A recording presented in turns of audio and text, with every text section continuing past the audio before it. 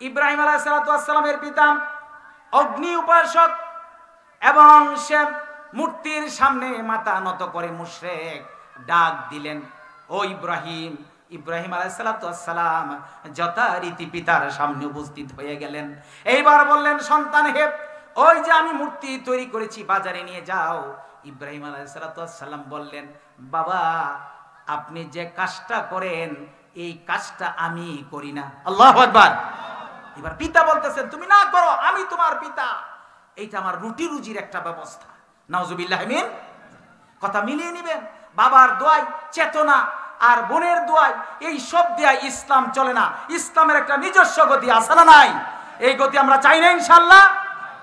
বাজারে নিয়ে গেল মূর্তি। চিন্তা করলো, আমার বাবা যার সামনে অবনমত হয়, দেখি তো তার ক্ষমতা আছে কিনা। মূর্তি মাটির তৈরি, কোনো কিছু ক্ষমতা রাখে? নিজের মতো হাঁটতে পারে? একেবারে বেঙ্গি চড়ে চুরমার। আপনারা ঘটনা জানেন, বাড়িতে সংবাদ চলে আসলো যে আজর কাকে পাঠাইলেন বাজারে, আপনার সন্তান ইব্রাহিম সমস্ত মূর্তিগুলো শেষ করে দিয়েছে, নিঃশেষ করে দিয়েছে। পিতার চেতনায় সন্তান উদ্বুদ্ধ হয় নাই। ডাক দিলেন পিতা, আজর ডাক দিলেন ইব্রাহিম আলাইহিস সালাম কি, ইব্রাহিম রে তুমি কোথায়? আবার ইব্রাহিম আলাইহিস সালাম পিতার ডাকে দ্বিতীয়বার সাড়া দিয়া দিলেন। সুবহানাল্লাহ। এইবার বললেন, পিতা তুমি এই মূর্তিগুলাকে কেন ভেঙে ফেললে? সন্তান জবাব দিল, কুরআনুল কারীম থেকে আপনি সংবাদটা নিয়ে নেন। সন্তান জবাবটা দিল, পিতা হে, এই মূর্তিগুলার কোনো ক্ষমতা নাই, আমি পিতার আদর্শ ধারণ করতে পারবো না, এই মূর্তিগুলার কোনো ক্ষমতাই রাখে না। ইব্রাহিম আলাইহিস সালামকে দমক দিলেন, পিতা তুমি আমার সন্তান, আমার কথা শোনো, আমি যা বলি তা করবে। এইবার সন্তান বলো, ওয়াইদ ক্বালা ইব্রাহিমু লিআবিহি আযারা আতাত্তাকিযু আসনামান আলিহা ইন্নী আরাকা ওয়া কওমাকা ফি দালালিম মুবিন। আল্লাহ। ইব্রাহিম আলাইহিস সালাম যে জবাবটা দিলেন, আজকে যারা পিতা এটা করে, পিতার আদর্শ ধারণ করবেন, চেতনার কথা বলবেন, আমিও যদি বলি আমিও জাহান্নামী হয়ে যাব। ইব্রাহিম আলাইহিস সালাম বললেন, ওয়াইদ ক্বালা ইব্রাহিমু লিআবিহি আযার। এবার বললেন, বাবা তুমি না আজর, তুমি আমার পিতা, জন্মদাতা। আতাত্তাকিযু আসনামান আলিহা, তুমি যে মূর্তির সামনে মাথা নত করো, পূজার মাঝেও যাও, আবার ঈদের মাঠেও নামাজ পড়ো, এইটা কখনো আল্লাহ গ্রহণ করতে পারে? আসনামান আলিহা, এই মূর্তিগুলার সামনে মাথা নত করবে না। আর যদি তুমি করো, ইন্নী আরাকা ওয়া কওমাকা ফি দালালিম মুবিন, তাহলে আমি ইব্রাহিম ঘোষণা করলাম তুমি প্রকাশ্য ভ্রষ্টতার মাঝে রয়েছো। এই ভ্রষ্টতা তোমাকে পরপারে জান্নাতমুখী করবে না, বরং পরকারে তোমাকে জাহান্নামে নিয়ে যাবে। আল্লাহু আকবার। কথার মাঝে যুক্তি আছে না নাই? এই কথা শিখিয়ে দিলেন কে? আল্লাহর জন্য বলেন আল্লাহু আকবার। কিভাবে? যে তুমি আজকে যার সামনে মাথা নত করো, এইটা এই কারণে করো। দেখবেন আমার হিন্দু ভাইরা বলে, যদা যদাহি ধর্মস্য গ্লানি ভবতি ভারত ওয়ালা ইন সালতা হুম মান খালাকাস সামাওয়াতি ওয়াল আরদ। আজরকেও যদি জিজ্ঞাসা করেন যে মূর্তির সামনে কি কারণে আপনি মাথা নত করেন, আজর বলবে এই মূর্তিটা আমাকে আল্লাহর সামনে আমাকে সুপারিশ করে আমাকে জান্নাতে দিবে। তাহলে আজরের চিন্তাও জান্নাতমুখী হওয়ার, কিন্তু সিস্টেমটা ভালো না, ঠিক কিনা ভাইরা আমার? আজকে যারা গানের মাঝেও থাকি, নাচের সমর্থনও করি, আবার ইসলামের বিপক্ষেও থাকি, এবং ইসলামের পক্ষে যারা কথা বলে তাদের বিরুদ্ধে ষড়যন্ত্র করি, তারা কখনো পরকালে সফল হতে পারবে না, ঠিক কিনা ভাইরা আমার? সন্তান যখন এই কথাগুলা শোনালো তার পিতাকে, পিতা চিন্তা করলো এই ছেলের সাথে আমি আর পারবো না, আমি চলে যাব দেশের রাষ্ট্রপতিকে। নমরুদ আছে না নাই? ইব্রাহিম যেখানে, নমরুদ। দেখেন, সন্তানের বিরুদ্ধে পিতা চলে গেল নমরুদের কাছে। নমরুদের কাছে জানিয়ে দিল, ও নমরুদ তুমি রাষ্ট্রপতি, আমার সন্তানকে শায়েস্তা করতে হবে। বলুন তো, পিতার আদর্শ ধারণ করে না বিদায় সন্তানের বিরুদ্ধে কে মামলা করেছে? কথা বলেন, কথা বলেন, কে? পিতা। আজকে আপনি হকের পক্ষে থাকেন, আপনার ভাই আপনার বিপক্ষে চলে যেতে পারে, বাবা বিপক্ষে চলে যেতে পারে, মা বিপক্ষে চলে যেতে পারে, দেশের রাষ্ট্র ক্ষমতা বিপক্ষে যেতে পারে।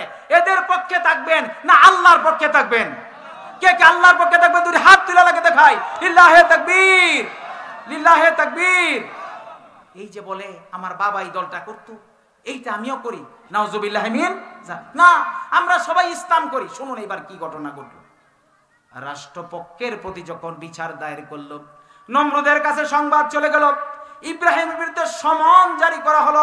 কুরআন থেকে বলছি ভাইরা আমার, ইব্রাহিমকে ডাকালো, পিতাও ওইখানে উপস্থিত, বাদী বিবাদী সবাই নমরুদের সামনে। এইবার নমরুদ প্রশ্ন করলো, ইব্রাহিম রে, তুমি নাকি আমার দেবতাগুলাকে নস্যাৎ করে দিও, ভেঙ্গে দিও। বললেন, রব্বি আল্লাযী ইউহয়ী ওয়া ইউমীত। নমরুদ, আমি নিজের থেকে করি নাই, আমিও যদি আপনাকে সমর্থন করতাম, আপনার এই রাষ্ট্রের একটা বড় পদ আমিও পাইতাম। আমার পদের প্রয়োজন নাই। এই দিন না, আরো দিন আছে। বলুন তো ওই দিনের মালিক কে?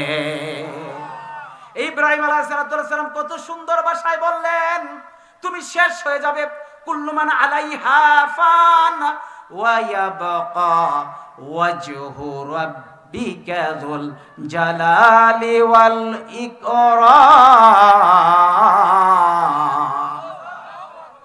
সব যখন শেষ হয়ে যাবে, রব্বি আল্লাযী ইউহয়ী ওয়া ইউমীত, যিনি হায়াত এবং মৃত্যু দানের মালিক, আমি সেই রবের ইবাদত করি।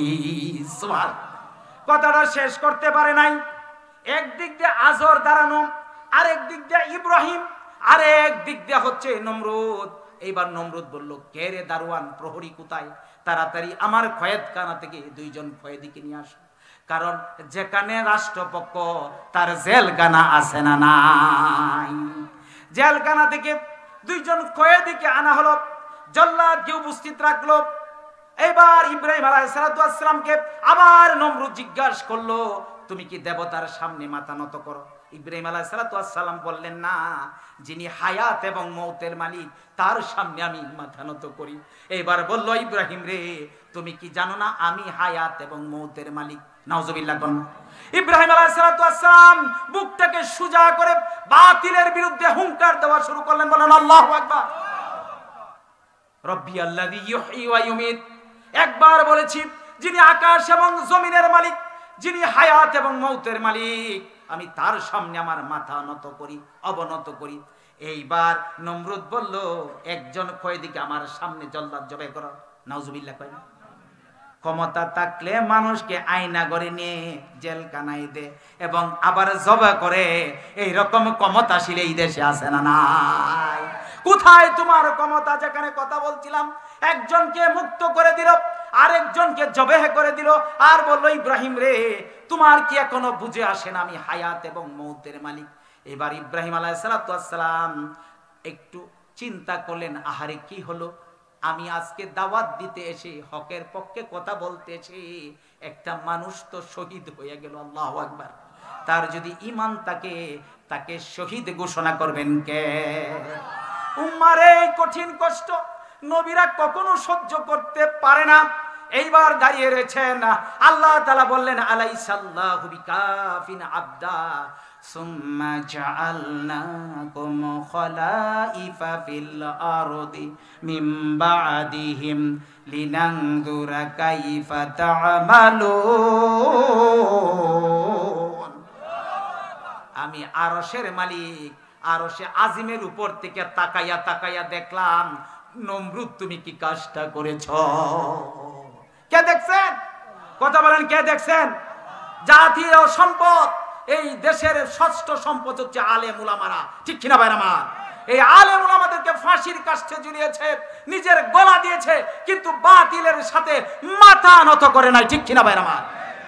এইবার ইব্রাহিম আলাইহিস সালাম আল্লাহর পক্ষ থেকে আদিষ্ট হয়ে যে প্রস্তাবটা করলো, ইব্রাহিম, নমরুদ রে, তুমি যদি হায়াত এবং মৌতের মালিক হয়ে থাকো, ফাইন্নাল্লাহা ইয়াতি বিশ-শামসি মিনাল মাশরিক ফাআতি বিহা মিনাল মাগরিব, তুমি একজনকে কতল করেছো, আরেকজনকে মুক্ত করে দিয়েছো, আর বলেছো তুমি হায়াত এবং মৌতের মালিক। আমার আল্লাহ প্রতিদিন সূর্যটা পূর্ব দিকে উদিত করে পশ্চিম দিকে অস্তমিত করেন। আল্লাহু আকবার। পৃথিবীর সৃষ্টি থেকে আজ পর্যন্ত এর প্রত্যয় ব্যত্যয় ঘটে নাই। নমরুদ, তুমি যদি এত ক্ষমতার অধিকারী হয়ে থাকো, হায়াত এবং মৌতের মালিক হয়ে থাকো, আমি আল্লাহর পক্ষ থেকে প্রস্তাব করছি সূর্যটাকে পশ্চিম দিকে উদিত করে পূর্ব দিকে অস্তমিত করো। পারবে? কথা বলেন। ক্ষমতার মালিক কে? চাঁদ সূর্যের মালিক কে? আমাদের মালিক কে? আল্লাহর প্রশংসা করছি, বরত্ব প্রকাশ করছি, বলছি আল্লাহু আকবার, লিল্লাহি তাকবীর। ফাবুহিতাল্লাযী কাফার। আপনার যারা নাস্তিক, যারা ক্ষমতা লোভী, তারা যখন কোন প্রশ্নের সঠিক উত্তর দিতে পারে না, একটা ক্ষমতাই দেখায় যেটা তার চেয়ারের ক্ষমতা। ঠিক কিনা ভাইরা আমার? সাথে সাথে ইব্রাহিম আলাইহিস সালাতু ওয়াস সালামকে বললো তাকে আটকাও। কি করো? কথা কয় না? আটকাও, আটকাই দাও। জেলখানা আছে না নাই? পুলিশ আছে না নাই? র্যাব আছে না নাই? আর্মি আছে না নাই? রিমান্ডে নেও। রিমান্ডে পিটাও, পিটাইলে হবে না। শেষ পর্যন্ত নির্দেশনা এসেছে, সংক্ষিপ্ত আকারে বলছি, তাকে কতল করতে হবে, অগ্নিতে দগ্ধ করতে হবে। নাউজুবিল্লাহ। আমি যখন এখানে আসছি, রান্না বাড়াটা হচ্ছিল, আপনি বিশ্বাস করেন আল্লাহর কসম, যখন রান্না বাড়াটা হচ্ছে আমি দেখলাম লাকড়ির যে আগুন। কিসের আগুন? কথা বলেন, কিসের আগুন? লাকড়ির আগুনেও যদি আমি আক্তার হোসেনকে ফেলে দে, আমি তো সহ্য করতে পারবো। ভাইরা আমার, যারা আজকে বিভিন্ন পিঠার কথা বলেন, মায়ের কথা বলেন, বোনের কথা বলেন, বিভিন্ন দলের কথা বলেন, কোন দল চলবে না, দল একটাই, ওয়াতাসিমু বিহাবলিল্লাহি জামিআন ওয়ালা তাফাররাকু। দল একটাই, আমরা শক্তভাবে আল্লাহর কোরআনকে ধরতে রাজি আছি না নাই? ইসলাম আছে যেখানে, কথা বলেন, কোরআন সুন্নাহ যেখানে, আল্লাহর বিধান যেখানে, আল্লাহু আকবার। পরে শেষ পর্যন্ত ইব্রাহিম আলাইহিস সালাতু ওয়াস সালামকে অগ্নিকুণ্ডে নিক্ষেপ করলো। একটাই ছিল কারণ, পিতার আদর্শ সে কখনো গ্রহণ করে নাই। আমার পিতা যদি দেখবেন, অনেক ছেলে মেয়েদেরকে পিতামাতা আগ্রহী হইয়া মাদ্রাসায় পড়াশোনা করায়, কিন্তু দেখা যায় ওই ছেলেটা নামাজ কালাম পড়ে, কিন্তু পিতা নামাজ কালাম পড়ে না, মা বেপরদায় থাকে। এইরকম সংবাদ এই দেশে আছে না নাই? এইটা তো একবারে ঠিক হয়ে যাবে। কিন্তু নমরুদ এর সাথে যে একাত্মতা ঘোষণা করেছে, তার পিতা আজর, তাকে কখনো আল্লাহ হেদায়েত দেন নাই, এইভাবে মৃত্যু হয়েছে। ঠিক কিনা ভাই আমার? নমরুদের মৃত্যুর কথা বলছি না, আমি যে কথাটা বলছি, ইব্রাহিম আলাইহিস সালাতু ওয়াস সালামকে অগ্নিকুণ্ডে নিক্ষেপ করলো কে বলেন তো? নমরুদ কে করলো? ক্ষমতার কারণে। আর ইব্রাহিম আলাইহিস সালাতু ওয়াস সালাম অগ্নিতে ঝাঁপ দিলেন কেন? কারণ পিতা মাতার আদর্শ সে গ্রহণ করবে। সে আদর্শ হবে কার? লাকাদ কানা লাকুম ফি রাসূলিল্লাহি উসওয়াতুন হাসানা। সমাধান হচ্ছে রাসূলের আদর্শ ধরতে আমরা রাজি আছি না নাই? অগ্নিকুণ্ডে নিক্ষেপ করলো, যেখানে কথা বলছিলাম, আল্লাহ তাআলা বলেন, কুলনা ইয়া নারু কুনি বারদাও ওয়া সালামান আলা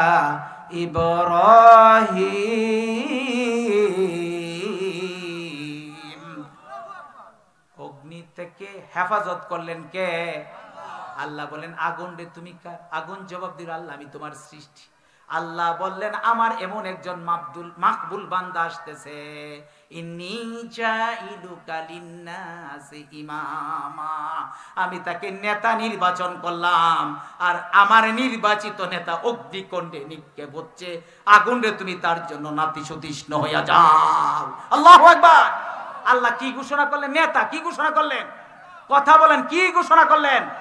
আজকে যারা আমাদের দেশের সমাজের নেতা আছেন, ইমাম আছেন সমাজের, আপনাদেরকে অনুরোধ করব, আপনারা মসজিদের নেতা হয়ে যাবেন। কিভাবে? কোরআনের ছায়াতলে আসুন, রাসূলকে আদর্শ মানুন, রাসূলের আদর্শ বাস্তবায়নে নিজেকে ঝাঁপিয়ে পড়ুন। আমি আপনার পিছনে নামাজ পড়বো। ঠিক কিনা? একদিক দিয়ে নবীজি মসজিদে নববীর খতিব, আরেক দিক দিয়ে সমাজের নেতা। ঠিক কিনা ভাই আমার? এখন আমাদের সমস্যা হচ্ছে, যারা আমরা সমাজের নেতা, তারা মসজিদের নেতা হতে পারি না। আর যারা মসজিদের নেতা, most conservative, there are many peoples and many imam, আমরা অনেক ইমামরা এত সংকীর্ণ, সামাজিক কোনো জ্ঞানই আমাদের নাই। অনেকে বলতে পারেন, হুজুর আপনি খুব জ্ঞানের অধিকারী। না, আমি জ্ঞানের অধিকারী না, আমি নিজেকে আমি জানি, আমার ব্যাপারে আমি জানি, আমার জ্ঞান নাই, তবে এতটুকু জ্ঞান আছে, মসজিদের ইমাম যতক্ষণ পর্যন্ত সমাজের ইমামে পরিণত হতে না পারবে ততদিন সোনার বাংলায় সোনার মতো মানুষ গড়া হবে না। ঠিক কিনা ভাইরা আমার? এমন জাতি গঠিত হবে, চুরি ডাকাতি রাহাজানি হত্যা গুণ খুন, শুধু চেয়ারের মেন পরিবর্তন হবে, চেয়ার পরিবর্তন হবে, জাতির কোনো পরিবর্তন হবে না। এক নাম্বার বলেছি শিক্ষা ব্যবস্থার দুরবস্থা, ইসলামী শিক্ষা চাই। দুই নম্বর বলেছি পিতা মাতার আদর্শের দুহাই দিয়া আমরা ইসলামে পরিপূর্ণভাবে প্রবেশ করতে পারছি না। ঠিক কিনা ভাইরা আমার? আরেকটু কথা যদি আমি বলি যে রাসূল পাক সাল্লাল্লাহু আলাইহি ওয়াসাল্লামের সাহাবী হযরত সাদ বিন আবি ওয়াক্কাস, সুবহানাল্লাহ বলবেন না? নাম কি বললাম? সাদ বিন আবি ওয়াক্কাস। আল্লাহু আকবার। সাদ বিন আবি ওয়াক্কাসের কথা বলি। আগে বলছিলাম ইব্রাহিম আলাইহিস সালাতু ওয়াস সালাম পিতার আদর্শে হয় নাই, অগ্নিকুণ্ডে নিক্ষিপ্ত হয়েছে, অগ্নি থেকে হেফাজত করলেন কে? এবার সাদ বিন আবি ওয়াক্কাস রাদিয়াল্লাহু আনহুর মা, সে বললেন নবীর আদর্শ ধরা যাবে। ইসলামে দ্বিতীয় তৃতীয় জন যখন মুসলমান হয়েছেন, হযরতে সাদ বিন আবি ওয়াক্কাস একজন যুবক, বয়স হয়তো 17, বয়স কত? আপনি আর রাহিকুল মাকতুম খুলে দেখবেন, 17 বছরের যুবক, টকবগে সুন্দর মানুষ, এসেছেন আল্লাহর হাবিবের কাছে, এসে বললেন এই আইয়ামে জাহিলিয়াতের এই রীতিনীতি, এই গান বাদ্য বাজনা মূর্তির সামনে আমি অবনত হতে পারি নাই। ইয়া রাসূলুল্লাহ, আমি পড়লাম আশহাদু আল্লা ইলাহা ইল্লাল্লাহু ওয়া আশহাদু আন্না মুহাম্মাদান আবদুহু ওয়া রাসূলুহু। আল্লাহু আকবার। এই কালমা পড়ার কারণে সাদ বিন আবি ওয়াক্কাস রাদিয়াল্লাহু আনহু মা বললেন, সন্তান হে তুমি শোনো, তুমি তো পিতা মাতার ধর্ম তুমি পরিত্যাগ করেছো, আমি আজকে থেকে তোমার সাথে আর সম্পর্ক রাখবো না, তুমি এই ধর্ম তাড়াতাড়ি ত্যাগ করো। নাউজুবিল্লাহ মিন বারাকাতি ভাই আসছে, লিল্লাহে তাকবীর, লিল্লাহে তাকবীর। তার দিকে তাকাবেন না আমার দিকে তাকাবেন? কথা কন। আমার কথাটা শেষ করতে দিবেন না? আমি শেষ করে দিব? হ্যাঁ, শেষ করতে দিবেন? লিল্লাহে তাকবীর। ভাই গত সপ্তাহে আমার এলাকায় আলোচনা করতে গিয়েছেন, আমাকে ফোন দিয়েছেন, আক্তার ভাই আমি তো আইসা পড়ছি অমুক জায়গায়, কোন দিক দিয়ে যাব। এখন তার এলাকায় আসছি, আমি মেহমান উনি মেজবান। বলেন আল্লাহু আকবার। আপনারা খুশি না বেজার? খুশির একটা আওয়াজ দেন তো, লিল্লাহে তাকবীর, লিল্লাহে তাকবীর। সাদ বিন আবি ওয়াক্কাসের মা বললেন, সাদরে তুমি যদি ইসলাম ত্যাগ না করো, আমি তোমার সাথে সম্পর্ক রাখবো না। একদিক আজরের সাথে হযরত ইব্রাহিমের দ্বন্দ্ব, রাসূলের সাহাবী সাদকে বললেন তুমি ইসলাম ত্যাগ করো, আর এই সাদ বললেন আন-নাবী আউলা বিল মুমিনিনা মিন আনফুসিহিম। মাগো, নবী আছে আমার হৃদয়ে, আমি এই নবীকে আমার হৃদয়ের চেয়ে বেশি ভালোবাসি। সুবহানাল্লাহ। একটা স্লোগান আছে না, কে বলে রে অমুক নাই, অমুক আছে বাংলায়। আর কোরআনের কারিমের স্লোগান হচ্ছে, কে বলে রে নবী নাই, নবী আছে মুমিনের কলিজায়। ঠিক কিনা ভাইরা আমার? কে বলে রে নবী নাই, নবী আছে মুমিনের কলিজায়। আল্লাহু আকবার। সাদের মা বললেন, তুমি যদি এই মুহাম্মদের সঙ্গ ত্যাগ না করো সাল্লাল্লাহু আলাইহি সাল্লাম, আমি তোমার মা খাবার গ্রহণ করব না। সাদ রাদিয়াল্লাহু চিন্তা করলেন, একদিক দিয়ে আমার আল্লাহর হুকুম, আমার নবীর আদর্শ, আরেক দিক দিয়া গর্ভধারিণী মা, কঠিন সমস্যায় পড়ে গেলেন। আমরা হইলে বললাম, হইলে আমার মা যে আদর্শে আছে আমি ওই আদর্শ ধারণ করব। এইরকম ঘটনা এই দেশে আছে না নাই? বাবার আদর্শের লোক আছে না নাই? আপনারা আমার সাথে রাগ করবেন না। এইবার সাদ রাদিয়াল্লাহু তাআলা আনহু মা বললেন, বাবা তুমি তো ধর্ম ত্যাগই করলে না, তুমি আমাকে শোনাইলে তোমার জীবনের চেয়েও নবীকে ভালোবাসো। আমার আরেকটা সংবাদ শোনো, যতক্ষণ পর্যন্ত তুমি এই ধর্ম ত্যাগ না করবে, আমি তোমার সাদের মা খাবার গ্রহণ করব না।